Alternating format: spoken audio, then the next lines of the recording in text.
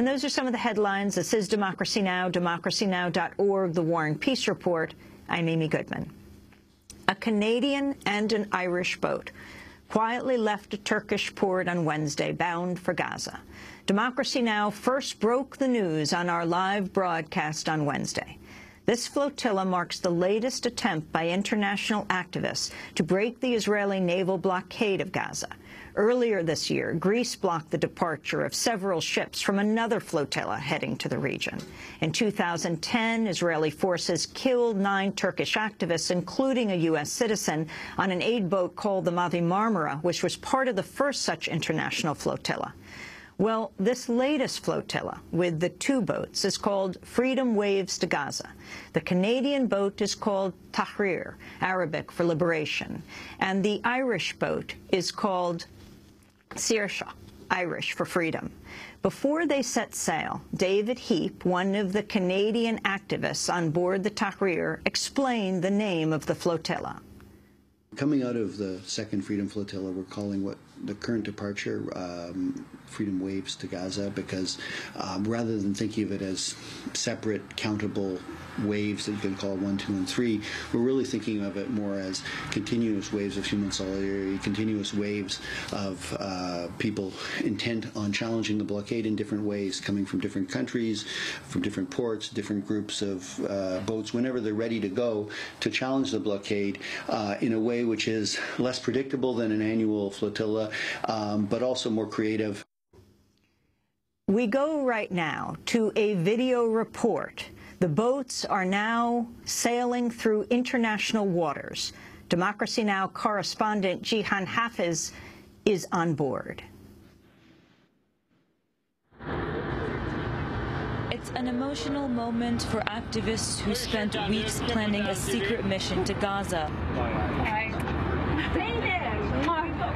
After numerous setbacks and complications, an international delegation prepared to set off from a coastal town in southwestern Turkey in hopes of challenging Israel's siege of the Gaza Strip. The activists on board the Irish and Canadian boats dubbed Freedom Waves to Gaza organized under unusual circumstances compared to previous convoys to Gaza. Activists concealed all information about the flotilla from the public. A media embargo was in place for journalists invited to cover the event. Video journalists were not allowed to take out their cameras until the boat's departure. David Heap, a member of the steering committee on the Canadian boat the Tahrir, explains. The cameras are just coming out now because we were keeping it very quiet and discreet before our departure, because we didn't want to attract attention to it. We didn't want to put the Turkish authorities in a difficult position, so our departure was just as a private pleasure vessel. There was a discrepancy between what our ship's papers say in terms of the International Naval Survey Board and what we're allowed to carry. We're certified to carry up to 50 people. They have a regulation that a private pleasure vessel can only take up to 12 people, including a captain. So very reluctantly, we reduced our delegation, our carefully chosen international delegation, and left 24 of our friends behind. But they're all with us, supporting the fact that we're departing.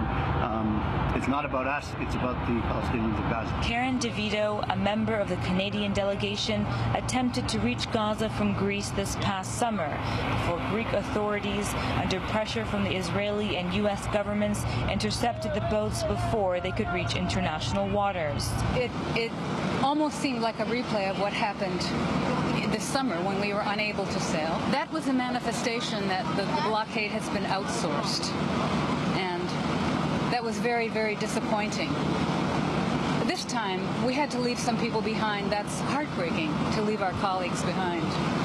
It's a bittersweet moment, but we really want to bring attention to the fact that ordinary people everywhere should be able to live in peace and in the presence of justice, and without fear in their everyday lives, and without fear overall that they're going to be invaded, occupied.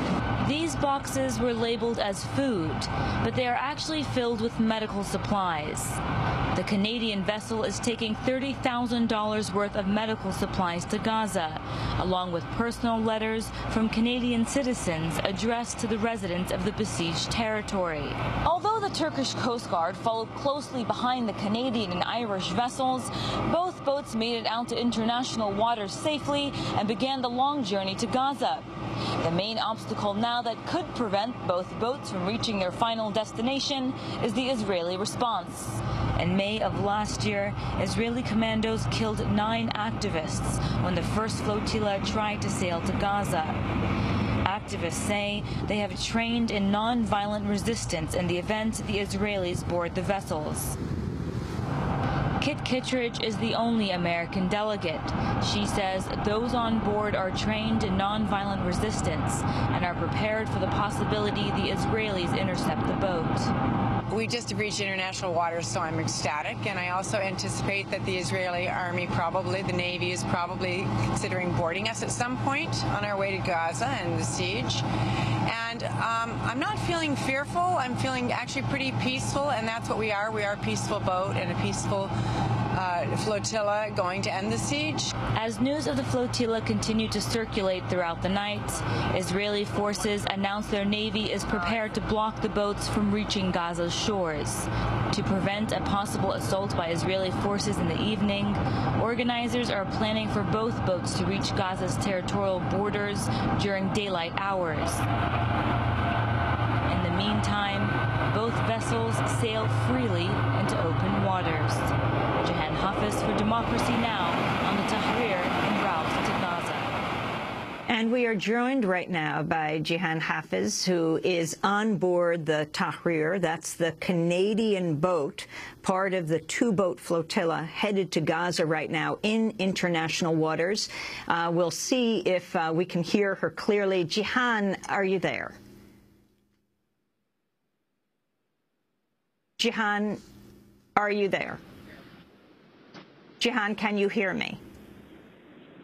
Yes, I'm hearing you. Ah, very good. Yes, I'm here. If you could Yes, just tell us, yes, we can hear you fine. Can you tell us the latest report from where you are in international waters? You're on the Tahrir, the Canadian boat. The other boat that is alongside of you, the Irish boat. Have you made contact yet? And what are your plans, the group's plans on the 2 boats at this point? Yes, for the first time today, actually since this trip was planned, the delegations from the Canadian boat were able to make physical contact with the Irish boats. As we've been sailing, it's been the waters have been very rough here, so they haven't been able to board the boat, and we haven't been able to board their vessel. However, the plan is to continue the voyage, this voyage to Gaza, regardless of the threats coming from the Israeli government. And in fact, both teams met today to hold meetings with the journalists and delegates on board to discuss a strategy for when the Israelis do intercept the boat, if they intercept the boat, and what will take place from there. We're about 150 to 170 kilometers off the coast of Gaza. It'll take us about another day and a half to get there. As I mentioned in the report, the activists and the organizers of both flotillas do not want to reach Gaza's borders, at least the territorial region, until daylight. They do not want to have a similar situation to what happened to the Mavi Marmara. That boat was attacked in the evening, and they want to avoid any kind of misperception about violence if violence is committed. As mentioned in the report as well, there's also a commitment to non-violent resistance. There was training for that today on the boats to make sure that if we do come in contact with the Israelis, there will be no confrontation from those on either boats. Aside from that, the spirits have been very high. Jahan, is there a boat that is following you? At the moment, there is not. There was last night, up until 4 o'clock in the morning on our side, there was an unidentified boat that was following us.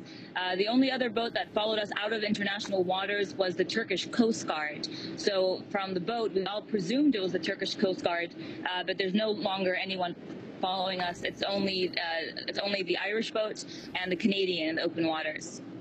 Jihan, you took us on a tour of the boat you are on, the Tahrir, and we met some of the activists on board, Canadian, Australian, there's a U.S. citizen on board as well. Who's on the Irish boat?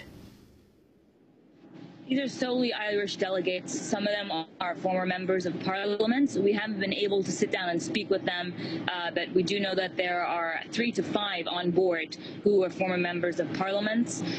Also, they're a group that has continuously made efforts through different initiatives to reach Gaza, and we haven't been able to speak with them, but they have been to Gaza a number of times before, some of the delegates, and they plan this on their own and in close coordination with the steering committee here. However, we have not been in touch with them at all. They've sort of been on their own in this journey, mainly because of the waters, but also because of the secrecy of the planning of this.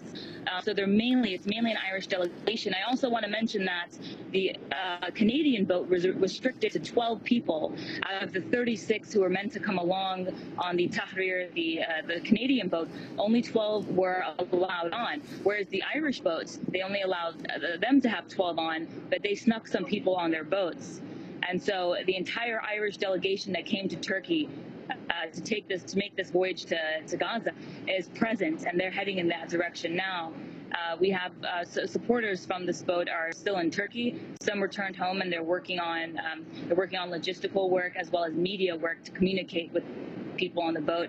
The internet hasn't been precise at times. It goes out every now and then, but there is a lot of international support from the organizations represented on this boat, as well as the Irish one, including a number of committees around the world that are supporting what these freedom waves to Gaza are, essentially an extension of the Free Gaza movement, which is a movement to break the siege by any means and at any cost.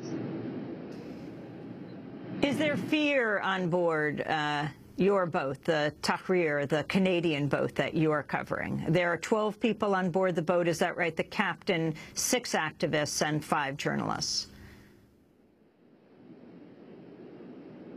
Yes, there is concern. I wouldn't say fear. I think people here are defiant in that they believe in what they're doing, and they believe that what they're doing is peaceful, and that they will, even if there is any kind of the Israelis do board the boat or intercept the boat, there will not be any resistance, any violent confrontation from any of the activists here. So the concern is mainly losing a lot of their equipment. Some people came here with their cell phones, their laptops. I have camera equipment here. So there's a lot of concern about if we do get detained on international waters, what will become of our personal items, but as well, what will happen when we're in detention, how long will we stay there?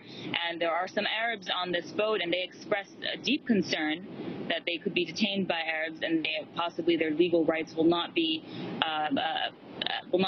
respected the way the international delegates will be. And so there are legal teams now working on the ground in the United States and in Canada to ensure that those who have either visa issues or who are concerned about being detained by the Israelis will have full legal rights in the event that that the Israelis do board the boat.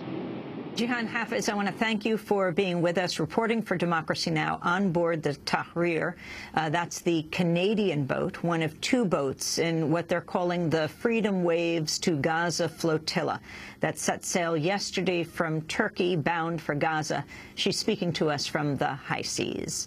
We will follow this journey through the day through tweets and reports at our website, democracynow.org.